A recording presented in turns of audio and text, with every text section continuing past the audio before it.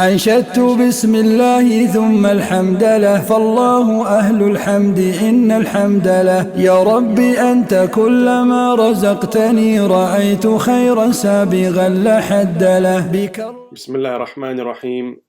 All praise is due to Allah, and we send peace and blessings upon His Prophet Muhammad alayhi salatu wassalam. So, dear brothers, just to kind of pick up from where we left last time. So, last time I stopped at where we had discussed how Ismail alayhi salam and his mother, they were left in Mecca, and they came to settle in the place that is called Mecca today. And then there was a tribe of Arabs who was known as Jurhum, and they came and settled with them as well. So just to continue from there, now Ibrahim alayhi salam, after leaving Hajar and Ismail, he went back to Palestine, and he kind of made it a habit to kind of come back from time to time and meet with his son. So over time, when Ismail alayhi salam was he became an adult and he had married from one of the women of Jurhum. Ibrahim alayhi salam, he came back, and that's when Allah subhanahu wa ta'ala, he ordered Ibrahim alayhi salam to build Kaaba. Now Ibrahim alayhi salam, along with his son Ismail alayhi salam, they started construction of Kaaba. The foundations were there from the time of Adam alayhi salam. So they kind of picked up from those foundations. The structure, the building wasn't there, but the foundations were there, and they kind of rebuilt on those foundations. Now there's an interesting story of how Hajar Aswad, or the black stone, it came to be. So at that time, Ibrahim alayhi salam, when he wanted to start the construction of Kaaba, he asked Ismail alayhi salam to kind of go find a good stone, a suitable stone to start, start with the construction. So when Ismail alayhi salam, he went and he couldn't find anything, and he came back to Ibrahim. He found that Ibrahim alayhi salam already had a stone with him.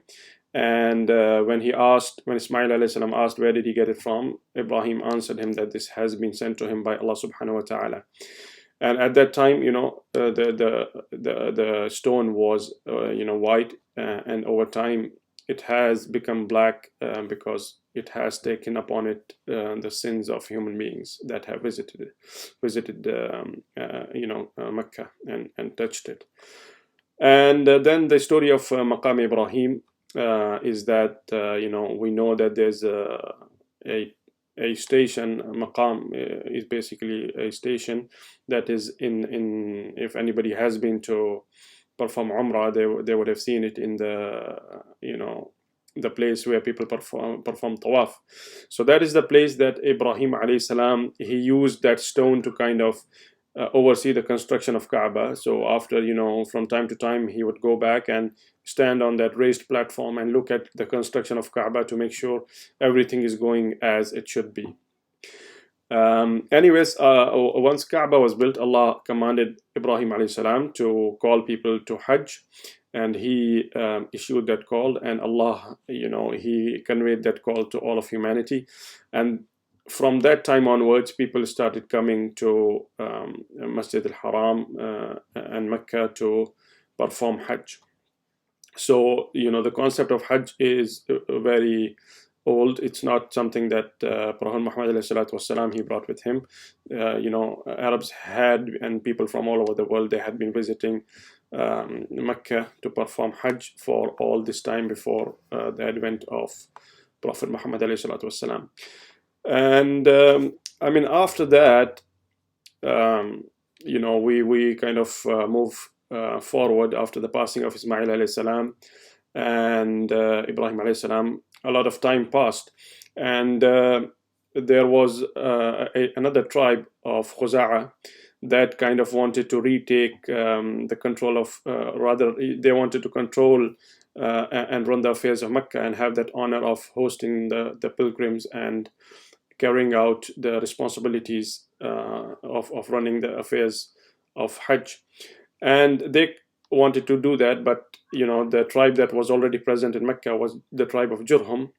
And just a bit of history over here, that Jurhum was an Arab tribe, but Ismail alayhi salam and Ibrahim alayhi salam, they were not Arabs. They came from the land of Palestine. So but Ismail alayhi salam, he married into the tribe of Jurhum, and he learned the language of Arabic, and his descendants became Arabs that way. And this is they call it Musta'arab, Arabs who are Musta'arab, like the original Arabs were people of Yemen, for example, or tribe of Jurhum, who spoke Arabic before that. But Prophet ﷺ, he was from the line of Ismail ﷺ, and these were Arabs Musta'arab. So after going back to the tribe of Khuza'a, they wanted to retake take the ownership of running the affairs of Mecca.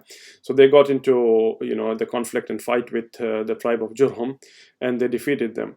Now when the tribe of Jurhum, they realized that they're going to lose the city of Mecca, they went ahead and they buried the well of Zamzam, which was the main source of water in the valley of Mecca.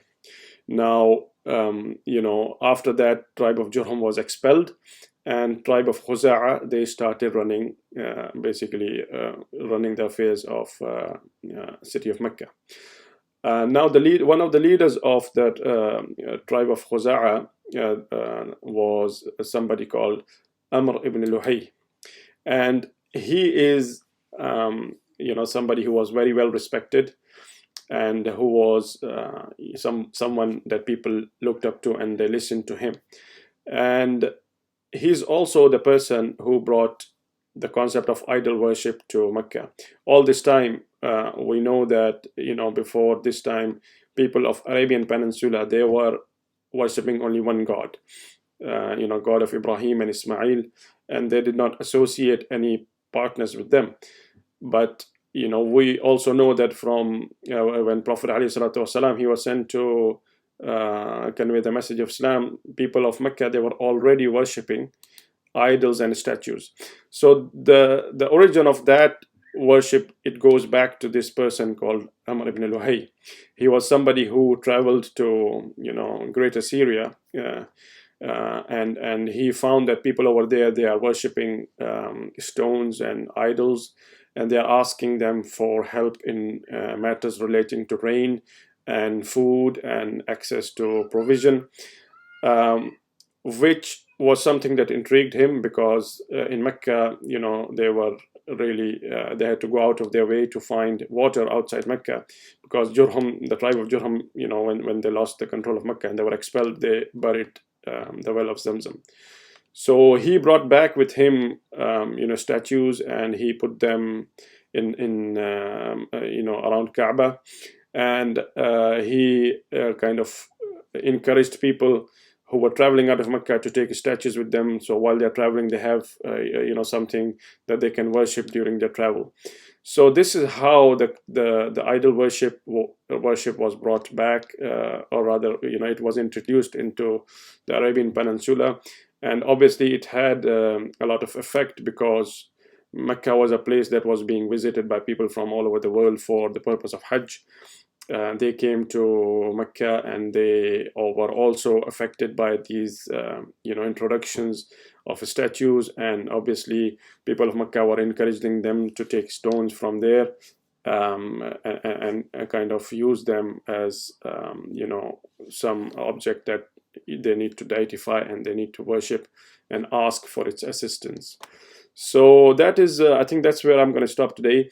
So that's how shirk was, or idol worship was introduced into Arabian Peninsula, and that's the kind of mindset that people of Mecca were when Prophet ﷺ, he was sent to them to revert back to the original message that was of worshipping only one true God, that had been the message of all the prophets that had come before him, and that was the religion of his forefathers Ismail and Ibrahim.